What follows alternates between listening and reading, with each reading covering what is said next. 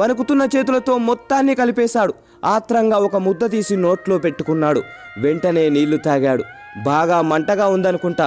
కంట్లోంచి నీళ్ళొచ్చాయి. ముఖం ఎర్రగా మారిపోయింది.